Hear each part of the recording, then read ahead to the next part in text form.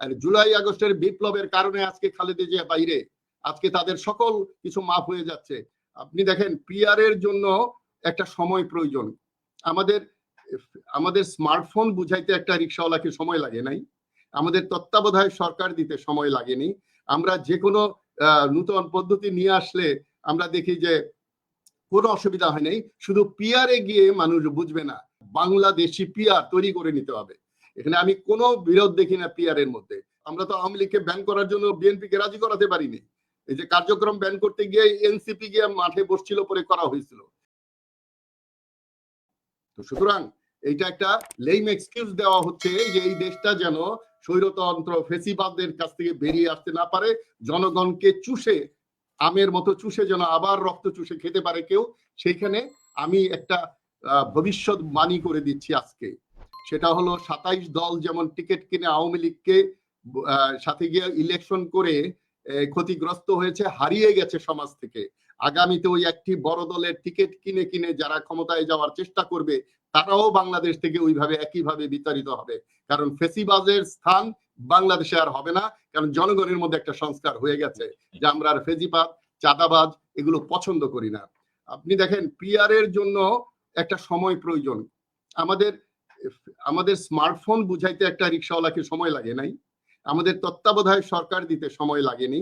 আমরা যে কোনো নূতন পদ্ধতি নিয়ে আসলে আমরা দেখি যে কোনো অসুবিধা হয় নাই। শুধু পিআরে গিয়ে মানুষ বুঝবে না, কারণ যেই দলটার সাথে তারা জোট বাঁধতেছে, যেই দলটার সাথে ঘেঁষাঘেঁষি তারা করছে, তারা বলেছিল বাংলাদেশের মানুষ সংস্কার বোঝে না, তারা বলেছিল সংস্কার বোঝে না। এখন তারা বলে সংস্কারের বিপক্ষে না, আমরা সংস্কারের পক্ষে। তারা বলেছিল 72 ঘন্টার মধ্যে রক্ত শুকানোর আগে শহীদের যে 3 মাসের মধ্যে ইলেকশন দিতে হবে। তারা বলেছিল, তাদের একজন নেতা বলেছে কয়েকদিন আগে যে বাংলাদেশের মানুষ ভাত চায় না, ভোট চায়। বাংলাদেশের মানুষ ভাত আগে চায় না, ভোট চায়। এটা আরিফ বিল্লাহর জবাব দেওয়া উচিত।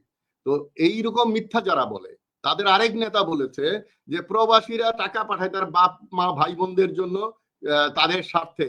তারা কেন ভোটার হবে, তারা কেন ভোটাধিকার পাবে, কেন তারা রাজনীতিতে আসবে? অথচ এই এই প্রবাসীদের একটা বিরাট অবদান আছে এই জুলাই আগস্টের বিপ্লবে।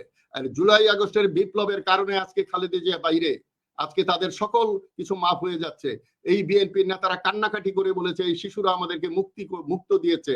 আজকে এই শিশুদের কথা, দুই একজন শিশু হয়তো ভুল করছে, তাদের কথা শুনছে না, তাদের থিমটাকে নিচ্ছে না। তো সুতরাং আমি মনে করি বিদেশি কালচার হুট করে নিয়ে আসার ব্যাপার না, এইখানে বিডি পিআর হতে হবে, অর্থাৎ বাংলাদেশি পিআর তৈরি করে নিতে হবে। এখানে আমি কোনো বিরোধ দেখি না পিআর এর মধ্যে। পিআর এর বুঝতে যদি কয়েক মাস সময় লাগে, দিতে হবে সময়। তাড়াহুড়া করে নির্বাচনে গিয়ে ক্ষমতায় সবাই এমপি হয়ে যাবে এরকম দেখেছি। যেই দলটি বলছে, আই রিপিট, যেই দলটি বলছে আমরা সরকার গঠন করব সবাইকে নিয়ে, তারা পিআর দিতে চায় না। আর আওয়ামী লীগ পিআর হলেও ঢুকতে পারবে, আর পিআর না হলেও ঢুকতে পারবে যদি জনগণ হিসাবে ঢুকে। আপনি তো বাংলাদেশের সব জনগণকে ব্যান করে দিতে পারবেন না। আপনি হিটলারের যে দল তাকে ব্যান করা হয়েছিল, আমরা তো আওয়ামী লীগকে ব্যান করার জন্য বিএনপিকে রাজি করাতে পারিনি। এই যে কার্যক্রম ব্যান করতে গিয়ে এনসিপি গিয়ে মাঠে বসছিল, পরে করা হয়েছিল। তো সুতরাং আমরা যে অন্যায়কারী তাদের বিরুদ্ধে কিছু বলবো না, আর জনগণকে বিপদে ফেলার জন্য বলবো জনগণ এইটা বোঝে না, সেইটা বোঝে না, সেইটা বোঝে না। তো সুতরাং আমি মনে করি যে পিআর সম্পর্কে আমাদের ছোট্ট বাচ্চারা বলেছে, বিএনপির কেউ যদি পিআর না বুঝে তাহলে রাজনীতি ছেড়ে দেওয়া উচিত। এই পিআর বহু শত শত বছর পরে এটা রিসার্চ হয়ে রিফাইন হচ্ছে।